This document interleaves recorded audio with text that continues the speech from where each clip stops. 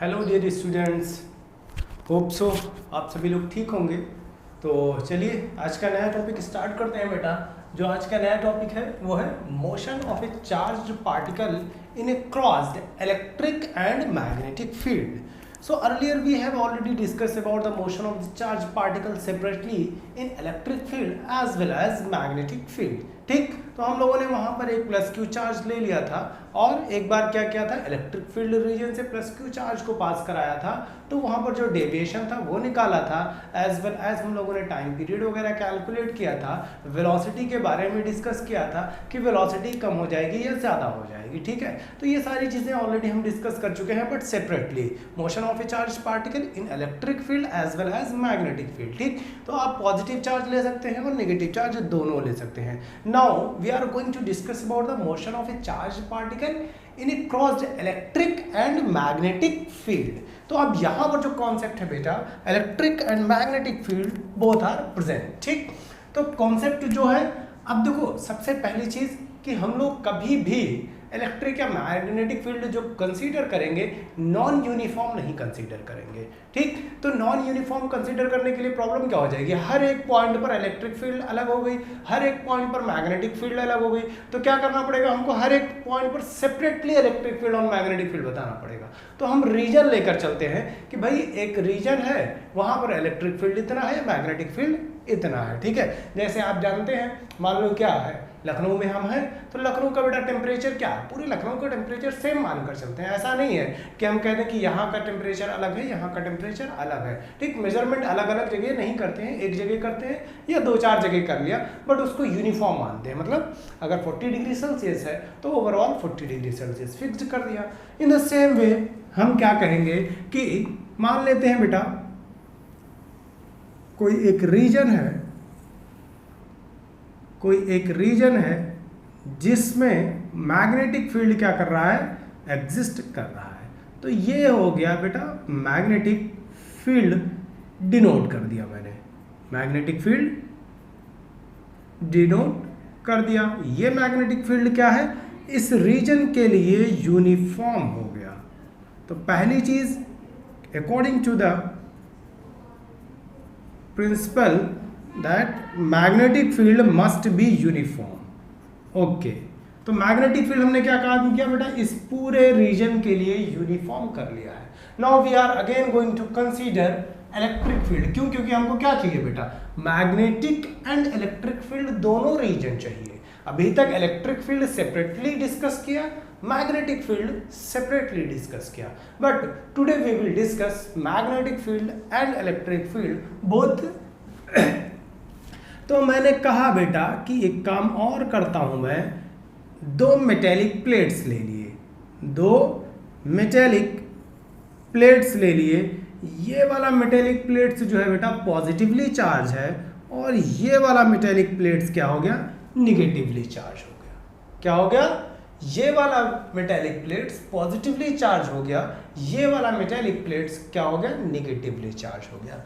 जब ये plate positively charge है, ये प्लेट पॉजिटिवली चार्ज है बेटा, तो क्या हो जाएगा, पॉजिटिव चार्ज की वजह से जो अपोजिट साइड में प्लेट है, with the help of conduction क्या ट्रांसफर हो जाएगा, इलेक्ट्रिक फील्ड। तो इलेक्ट्रॉन जो है बेटा यहाँ से यहाँ ट्रांसफर हो जाएंगे, आप कह सकते हैं। तो ये with the help of conduction opposite charge ये हो जाएगा, या कह लीजिए आप किसको हमने निगेटिवली चार्ज दे दिया। तो इलेक्ट्रिक फील्ड रीजन या electric field will be developed from positive to negative charge. Electric field कहाँ से कहाँ, अब पूरे प्लेट्स में बेटा यूनिफॉर्म है, तो यूनिफॉर्म इलेक्ट्रिक फील्ड को डिनोट कर देता हूँ मैं, क्या दिक्कत है।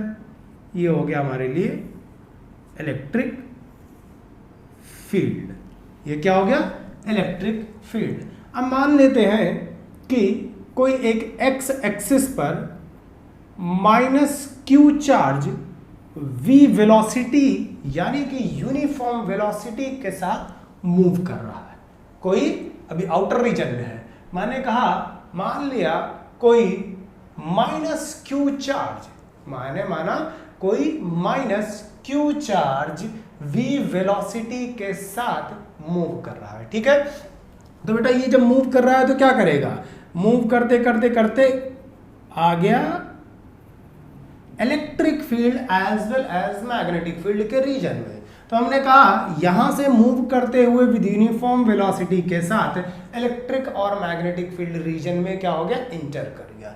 तो जैसे इलेक्ट्रिक फील्ड या मैग्नेटिक फील्ड में रीजन करेगा, तो मैंने कहा ड्यू टू, अब देखो ये चीज याद रखना बेटा, जो वेलोसिटी है एंड मैग्नेटिक फील्ड जो है वो क्या है, परपेंडिकुलर है, as well as velocity and electric field जो है वो क्या है, परपेंडिकुलर है। ठीक, तो magnetic field and electric field भी क्या हो जाएगा, परपेंडिकुलर हो जाएगा। ठीक है, तो ये सारे जो है mutually perpendicular to each other हैं, और उसके अलावा जो फोर्स जनरेट होगा वो भी परपेंडिकुलर होगा। तो यहां पर अभी देखते हैं बेटा क्या हुआ है, माइनस क्यू चार्ज। इससे पहले वाले केस में क्या लिया था, पॉजिटिव क्यू चार्ज लिया था। यहां आप क्या ले रहे हैं, माइनस क्यू चार्ज ले रहे हैं। ठीक है, आप पॉजिटिव भी ले सकते हैं।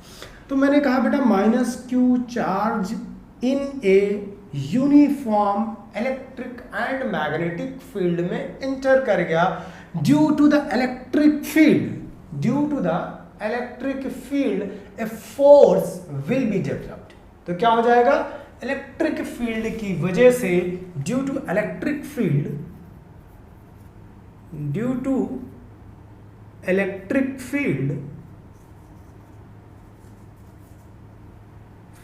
force applied on the charge is F is equal to QE. Now tell me whether the charge downward or upward. क्या होगा, डाउनवर्ड होगा बेटा या अपवर्ड होगा। ओके, यहां पर क्या है, पॉजिटिव है, यहां पर क्या है, नेगेटिव है। तो यहां पर जो चार्ज होना चाहिए था, अब देखो ये जो है फोर्स, फोर्स क्या हो जाएगा, जो हमेशा कॉन्सेप्ट होता है फोर्स का वो किसकी तरफ होता है बेटा, निगेटिव की तरफ। लेकिन ये पॉजिटिव चार्ज होता तो निगेटिव की तरफ डेविएट हो जाता। कहाँ होता, अगर ये पॉजिटिव चार्ज होता तो निगेटिव की तरफ डेविएट हो जाता। लेकिन है क्या ये है बेटा निगेटिव चार्ज। तो जो निगेटिव चार्ज है वो क्या हो जाएगा, opposite to the electric field होगा। तो ये क्या होगा, चार्ज माइनस क्यू है, due to minus Q charge, force कहां पर होगा बेटा, force will be opposite, force will be opposite to electric field lines, to electric field. ठीक है, तो जो फोर्स होगा वो अपोजिट टू इलेक्ट्रिक फील्ड होगा, यानी कि एफ ई का डायरेक्शन क्या हो जाएगा, ये हो जाएगा, ये हो गया एफ ई का direction. Now what will be the, अब ड्यू टू इलेक्ट्रिक फील्ड, अब बेटा फिर से due to the magnetic field, magnetic field क्या हो जाएगा, due to electric field E due to magnetic field.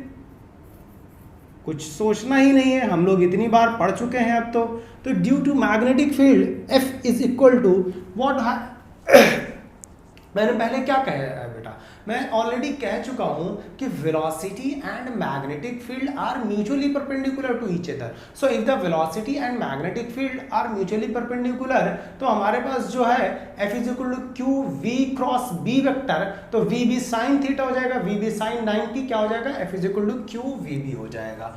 तो ये हो गया इलेक्ट्रिक फील्ड, और due to the magnetic field, ये B की वजह से magnetic field F M is equal to Q V B हो जाएगा। ठीक है, अब ये जो क्यू वी बी का है डायरेक्शन बेटा, फोर्स का डायरेक्शन, तो फोर्स का डायरेक्शन आप तुरंत बता सकते हैं किसकी तरफ होना चाहिए, निगेटिव चार्ज है, निगेटिव चार्ज है बेटा, तो क्या होगा, तुरंत आप कह देंगे सर ये तो डाउनवर्ड हो जाएगा। ठीक है, तो फोर्स का डायरेक्शन क्या हो जाएगा, डाउनवर्ड हो जाएगा। पाथ क्या होगा, ट्रैजेक्टरी पाथ जो होगा वो पैराबोलिक होगा। तो ये हो गया बेटा F M.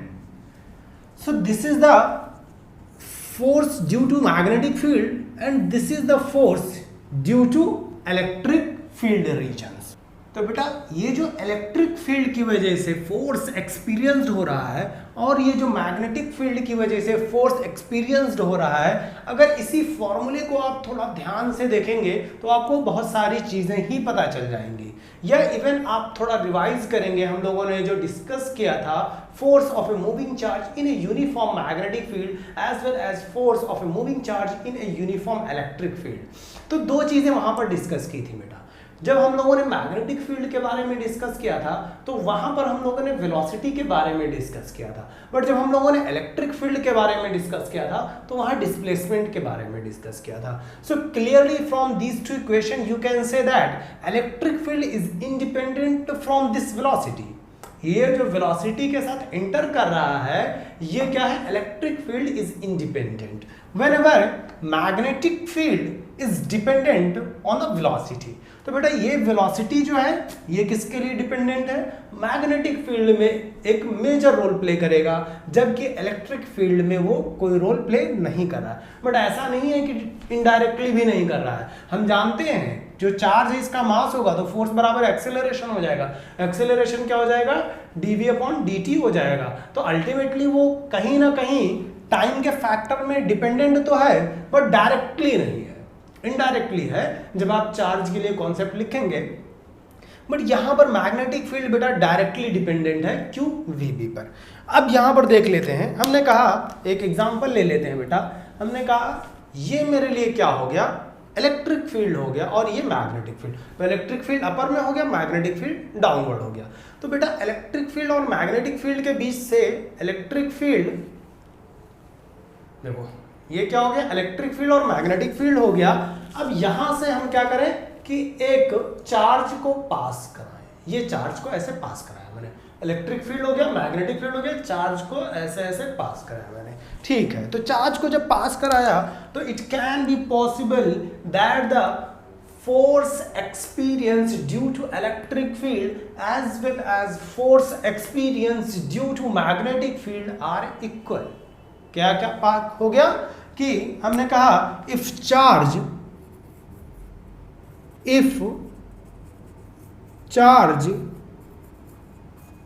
passed through the region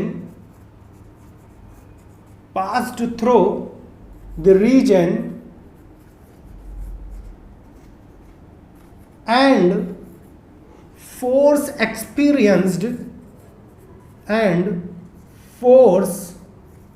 experienced due to electric and magnetic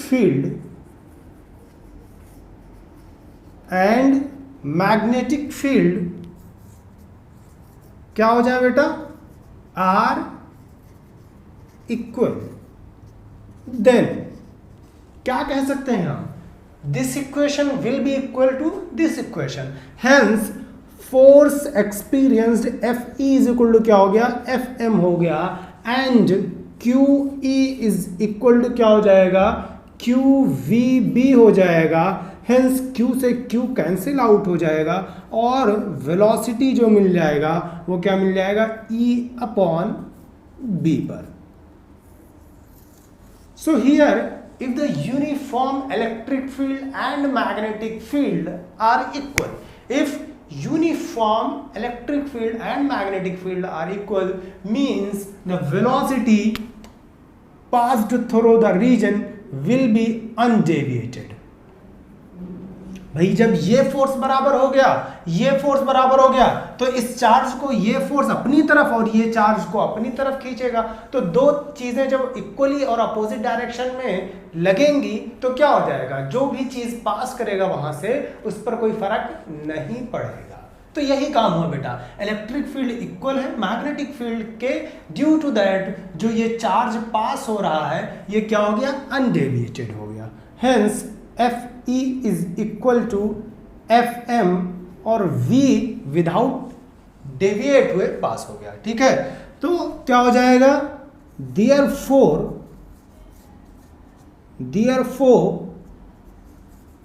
velocity of the charge, velocity of the charge will be undeviated. तो पहला कंक्लूजन हम लोगों को मिला बेटा कि इलेक्ट्रिक फील्ड और मैग्नेटिक फील्ड होने से क्या होगा कि जो चार्ज उस रीजन से पास करेगा वहां पर कोई फर्क ही नहीं पड़ेगा। अदरवाइज अगर आप देखें कि माइनस क्यू चार्ज है, सिर्फ इलेक्ट्रिक फील्ड होता तो ये क्या हो जाता, अपवर्ड की तरफ, यानी कि एक्स प्लेट की तरफ फोर्स एक्सपीरियंस हो जाता, या opposite to the electric field lines की तरफ एक फोर्स एक्सपीरियंस हो जाता due to charge minus Q. Due to charge minus Q अगर इलेक्ट्रिक फील्ड ना एग्जिस्ट करता तो मैग्नेटिक फील्ड किसकी तरफ, डाउनवर्ड की तरफ एक्सपीरियंस्ड हो जाता। ठीक है, तो ये दो चीजें थी, ये बेटा माइनस क्यू था, अगर यही प्लस क्यू हो जाता तो एक्सपीरियंस फोर्स कहां पर हो जाता, अपवर्ड हो जाता। ठीक है, प्लस क्यू के लिए फोर्स अपवर्ड और माइनस क्यू के लिए डाउनवर्ड, या कह सकते हैं फोर्स क्यू के लिए प्लस क्यू के लिए एंटी क्लॉकवाइज डायरेक्शन और माइनस क्यू के लिए क्लॉकवाइज डायरेक्शन। ठीक है, याद रहेगा, नहीं याद रहेगा तो स्क्रू रूल लगा के याद कर लेना। तो बेटा ये मिल गया हम लोगों को वेलोसिटी, लेकिन it can be possible that the force experienced due to the electric field can be greater than the force experienced due to the magnetic field। क्या हो सकता है, force experienced due to the electric field can be greater than force experienced due to the magnetic field। तो क्या experienced होगा तो उससे velocity पर कोई फर्क पड़ेगा? अगर इलेक्ट्रिक फील्ड ज्यादा हो जाए मैग्नेटिक फील्ड से तो क्या वेलोसिटी पर कोई फर्क पड़ेगा? नहीं। क्यों? क्योंकि electric field is independent from, sorry, velocity is independent from electric field. तो बेटा जब इलेक्ट्रिक फील्ड से ये वेलोसिटी इंडिपेंडेंट हो गई तो F E greater than F M कहने का क्या मतलब बनता है? कोई मतलब ही नहीं बन रहा है, क्योंकि भाई हमको निकालना क्या है, वेलोसिटी के टर्म में हम लोग बात कर रहे हैं। ठीक है, तो जब वेलोसिटी के टर्म में बात कर रहे हैं तो F E greater than F M कहने का कोई कंक्लूजन नहीं निकल रहा है। तो ये पहले लिख लो, मिटा के मैं नेक्स्ट कॉन्सेप्ट लिख रहा हूं। तो पहला वाला मैं नहीं लिखूंगा बेटा कि if F E is greater than F M, दूसरा वाला मैं लिखूंगा if F M is greater than F E. क्या करूं मैं कि अगर मैंने कहा बेटा कि force experienced due to the magnetic field is greater than force experienced due to the electric field, hence if F M is greater than F E, तो यहां पर जब भी ये वेलोसिटी इंटर करेगा तो जैसे ही वेलोसिटी इंटर करेगा इसकी वेलोसिटी क्या हो जाएगी, इंक्रीज हो जाएगी, और ये वेलोसिटी क्या हो जाएगी बेटा, v डैश हो जाएगी। क्या हो जाएगी, v डैश हो जाएगी। तो यहां पर आप कह सकते हैं कि if force experience due to the magnetic field is greater than force experience due to the electric field, then v dash will be greater than v, because velocity is independent